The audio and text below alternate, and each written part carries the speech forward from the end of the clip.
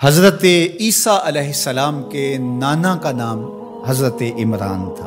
حضرت عمران کے ہاں اولاد نہیں تھی۔ ان کی زوجہ حضرت حنا سلام اللہ علیہ، پیغمبروں کا خاندان ہے، پیغمبروں کی صحبت ہے، تو وہ بھی صبر شکر کر کے اللہ کی رضا پہ راضی تھی۔ گھر کے صحن کے اندر دوپہر کے وقت چارپائی بچھائے ایک درخت کے نیچے قیلولہ کرنے لگی تو ایک منظر دیکھا کہ درخت پر ایک چڑیا نے گھونسلہ ڈالا ہوا تھا اور اس نے بچے دیے ہوئے تھے۔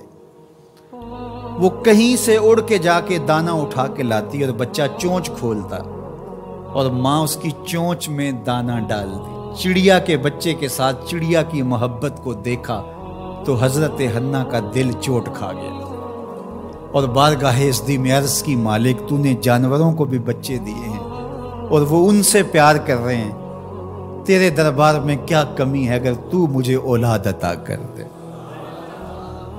دل چوٹ کھا گیا، دل کی اتھا گہرائیوں سے دعا نکلی، عرش تک جا پہنچی۔ اللہ نے حضرت حنا کو کرم نوازیوں سے مولا مال کر دیا۔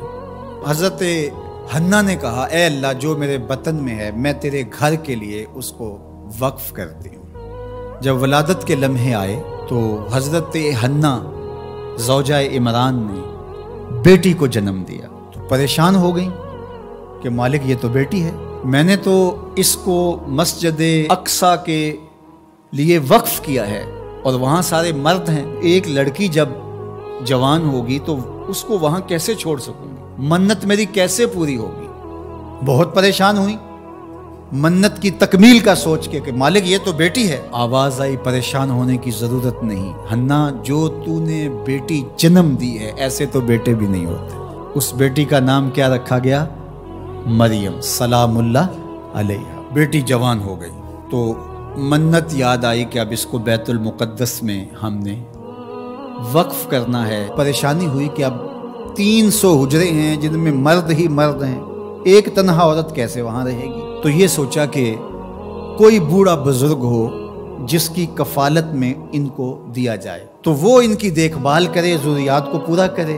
تو بہت سارے لوگ اس سعادت کے لیے تیار ہو گئے۔ پھر قرعہ ڈالا گیا، قرعہ فال نکلا حضرت زکریا علیہ السلام کے نام۔ اللہ کے جلیل القدر پیغمبر اور رشتے میں خالو بھی لگتے تھے، کہا یہ سعادت میرے ذمہ رہی، اور چونکہ ان کے ہاں بھی اولاد نہیں تھی انہیں کہا ٹھیک ہے ہم اسے بیٹی بنا کے اس کا خیال رکھیں گے۔ حضرت زکریا علیہ السلام نے ایک حجرہ مختص کیا حضرت مریم کے لیے اور ان کی ضروریات کو پورا کرتے، کھانا دیتے۔ جب کہیں جانا ہوتا تو حجرے کو باہر سے تالا لگا کے چلے جاتے، افطار کے وقت یا رات کو گئے ہیں تو سحری کے وقت پھر آ جاتے۔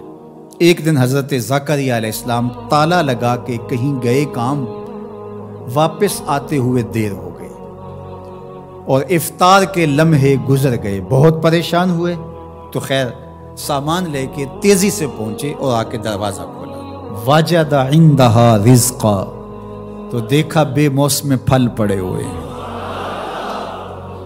حیرت تو یہ تھی کہ پھل ہیں، دروازہ مقفل ہے، باہر سے کوئی اندر نہیں جا سکتا، اندر سے کوئی باہر نہیں آ سکتا، پھل کیسے آئے؟ پہلی حیرت تو یہ، پھر پھل بھی بے موسم۔ قالا یا مریم انا لک ھذا، اے مریم یہ کہاں سے آئے؟ قالت ہوا من عند اللہ، کہا یہ میرے اللہ کی طرف سے آئے، یہ مجھے میرے رب نے دیے ہیں۔ ان اللہ یرزق من یشاء بغیر حساب، وہ جس کو چاہتا ہے بغیر حساب کے عطا کرتا ہے، اس کے لیے کوئی مشکل نہیں ہے۔ جو ماں کے پیٹ میں بچے کو رزق دیتا ہے، انڈے میں چوزے کو رزق دیتا ہے، وہ حجرہ مریم میں مریم کو رزق نہیں دے سکتا؟ اب حضرت زکریا علیہ السلام کا ذکر آپ نے سنا کہ ان کے ہاں اولاد نہیں تھی، اور عمر کتنی ہو گئی تھی؟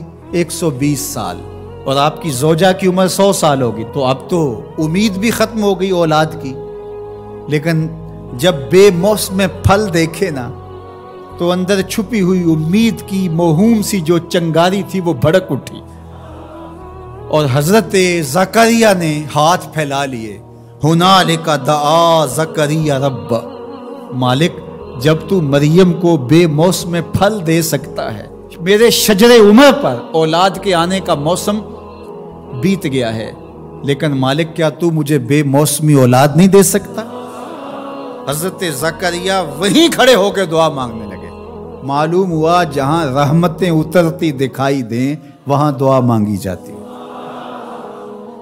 ہم جب اللہ والوں کی قربت میں جا کے اللہ سے دعا مانگتے ہیں تو کچھ لوگ معترض ہوتے ہیں کہ اللہ تو ہر جگہ موجود ہے، یہاں کیوں مانگ رہے ہو؟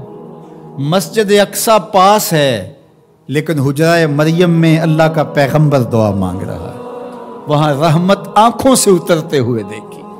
ان رحمت اللہ قریب من المحسنین، اللہ قرآن میں فرماتا ہے میری رحمت محسنین نیکوکاروں کے نیڑے ہوتی ہے، اس لیے ہم اللہ والوں کے قریب جا کے اللہ سے مانگتے ہیں مالک تیری رحمتیں یہاں برس رہی۔ ہنالک دعا زکریا ربہ، وہیں کھڑے ہو کے دعا مانگنا شروع کر دی، اللہ مجھے ستھری اولاد عطا کر۔